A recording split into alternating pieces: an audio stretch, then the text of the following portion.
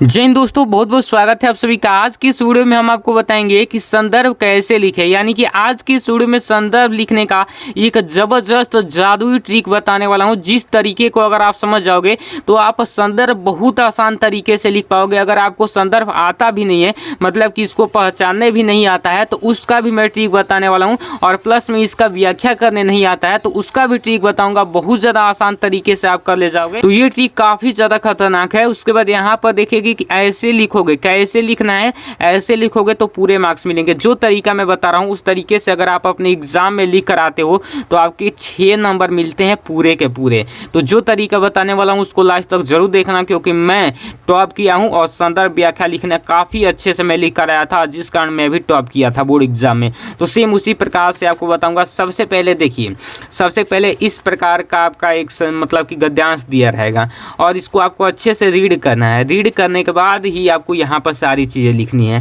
तो रीड कैसे करेंगे, सबसे पहले इसमें जो चीज़ें अंडरलाइन रहेगी उसी चीज़ को आपको रीड करना है। तो देखिए यहाँ पर कौन सी चीज़ें अंडरलाइन की गई है, यहाँ से यहाँ तक अंडरलाइन किया गया है। इसको हम पढ़ेंगे अच्छे से। कह रहा है कि मित्रता के लिए आवश्यक नहीं है कि दो मित्र एक ही प्रकार के कार्य करते हो। इसी प्रकार प्रकृति एवं आचरण भी समानता या वांछनीय नहीं है। दो भिन्न भिन्न प्रकृति के मनुष्यों में बराबर प्रीति और मित्रता रही है। इस प्रकार से आपको यहाँ तक ये अंडरलाइन है, ठीक है ना। इस प्रकार से आपको एक बार सबसे पहले तो पढ़ लेना है।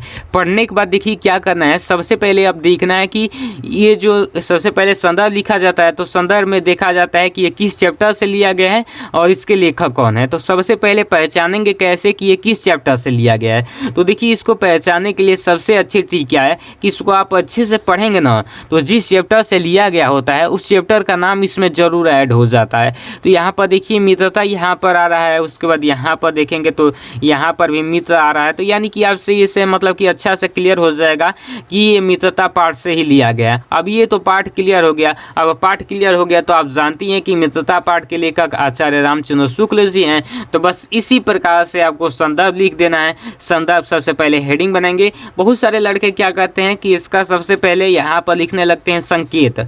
आप चाहो तो लिख सकते हो, लेकिन बोर्ड एग्जाम में समय की बचत काफ़ी ज़्यादा इंपॉर्टेंट होता है। मैं जब लिखा था तो संकेत नहीं लिखा था। समय की बचत जरूरी है, संकेत पूछा ही नहीं जाता है तो क्यों लिखेंगे। तो संदर्भ से ही आपको स्टार्ट करना है अपने एग्जाम में, ठीक है ना। वैसे आप चाहो तो लिख भी सकते हो, उससे कोई दिक्कत ना है, लेकिन समय की बचत जरूरी है। तो देखिए यहाँ पर संदर्भ में क्या लिखेंगे, प्रस्तुत गद्यांश। क्या लिखेंगे, प्रस्तुत गद्यांश। यानी कि ये जो आपका गद्यांश दिया गया था ये गद्यांश हमारी पाठ्य पुस्तक यानी कि हम जो पढ़ते हैं पुस्तक, वो पुस्तक कौन सी पुस्तक हमारी है। तो भाई साहब हिंदी पढ़ते हैं, हिंदी लिखेंगे। हिंदी के और जिस चैप्टर से लिया गया है उस चैप्टर का नाम लिखेंगे। तो किस चैप्टर से लिया गया है, मित्रता चैप्टर से लिया गया है।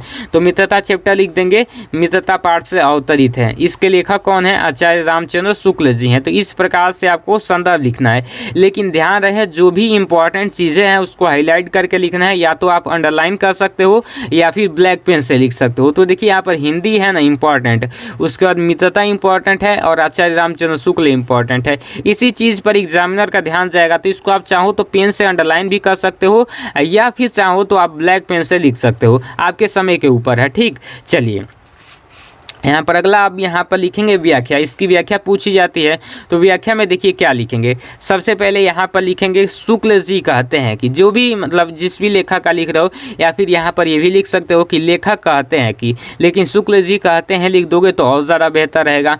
तो देखिए शुक्ल जी कहते हैं कि सच्ची मित्रता के लिए दो व्यक्तियों का स्वभाव एक समान होना महत्व नहीं रखता। यहाँ पर कह रहा था ना कि मित्रता के लिए आवश्यक नहीं कि दो मित्र का एक ही प्रकार कार्य करते हो। तो सेम इसी प्रकार से इसको बढ़ा चढ़ा कर लिख देना, थोड़ा अच्छे से हिंदी भाषा में अच्छे से कन्वर्ट करके लिख देना है।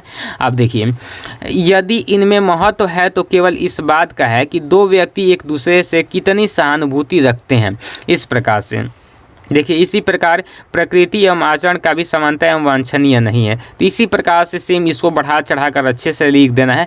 यदि वे ऐसा समझते हैं तो विपरीत स्वभाव का होना भी उनकी मित्रता को सिद्ध करता है। यदि उनमें सहानुभूति रहेगी एक दूसरे से तो वो विपरीत स्वभाव के रहेंगे, तभी भी उनमें मित्रता संभव है, ठीक है ना। और मित्रता सिद्ध भी होती है। अब देखिए यहाँ पर अगला लिखेंगे कि अगर वे ऐसा नहीं समझते तो समान स्वभाव के होने पर भी उनमें मित्रता नहीं निभ सकती। रहेगी। मान लीजिए कि समान स्वभाव का, जिस स्वभाव का आपका दोस्त है सेम उसी स्वभाव के आप रहेंगे, लेकिन अगर आप में सहानुभूति नहीं होगा तो वो मित्रता नहीं निभ सकती। मगर यही अगर विपरीत स्वभाव के ही हो, मान लीजिए कि आप एक अच्छे हो इंसान और आपका जो दोस्त है गुस्सैला है, आप शांत प्रवृत्ति के हो, वो गुस्सैला प्रवृत्ति का है, तो अगर सहानुभूति रहेगी तो मित्रता निभ सकती है। लेकिन अगर सहानुभूति नहीं रहेगी तो समान प्रकृति के भी जो दोस्त होंगे उससे भी मित्रता नहीं हो पाएगी। तो यही बात यहाँ पर कह रहा है। उसके बाद देखिए राम लक्ष्मण, यहाँ पर लिखा ना, राम लक्ष्मण एवं कर्ण दुर्योधन विपरीत स्वभाव के थे परंतु उनमें घनिष्ठ मित्रता देखी गई है। राम और लक्ष्मण, राम जानते हैं कितना शांत थे, लक्ष्मण उग्र स्वभाव के थे, तो तभी भी उनमें मित्रता देखी ही गई है। तो सेम इसी प्रकार से इस चीज़ को आपको बढ़ा चढ़ा कर लिख देना है, सेम इसी प्रकार से लिखना है, देख सकते हैं। अब यहाँ पर देखिए इससे रिलेटेड एक क्वेश्चन भी आपके एग्जाम में पूछा जाता है। जैसे कह देगा कि इसी में से कोई एक क्वेश्चन जरूर बना कर दे देगा, कह देगा कि किस प्रकार के स्वभाव वालों के साथ मित्रता संभव है। तो आप लिख दीजिएगा कि अगर सहानुभूति रहेगी तो विपरीत स्वभाव के मतलब मनुष्यों में भी मित्रता संभव है, और सहानुभूति नहीं रहेगी तो समान स्वभाव के मतलब कि समान स्वभाव के लोगों में भी मित्रता नहीं निभ पाएगी। तो इस प्रकार से लिख देना है। और यहाँ पर क्वेश्चन पूछा जाएगा तो वो कितने नंबर का, 2 नंबर का पूछा जाएगा। और ये आपका संदर्भ कितने नंबर का पूछा जाएगा, ये भी 2 नंबर का। और व्याख्या कितने नंबर का, ये भी 2 नंबर का। यानी कि 6 नंबर के गद्यांश टोटल पूछे जाते हैं और 2 गद्यांश दिए जाते हैं, उनमें से किसी एक को करना होता है। तो इस गद्यांश को भी आप अच्छे से लगा लीजिएगा, ये भी बोर्ड एग्जाम में पूछा जाता है। और आप अगला भी रिकमेंड करोगे तो मैं पद्यांश पर भी बना दूंगा वीडियो। तो आज की वीडियो में बस इतना ही, मिलता है अगले वीडियो में, तब तक के लिए जय हिंद, वंदे मातरम।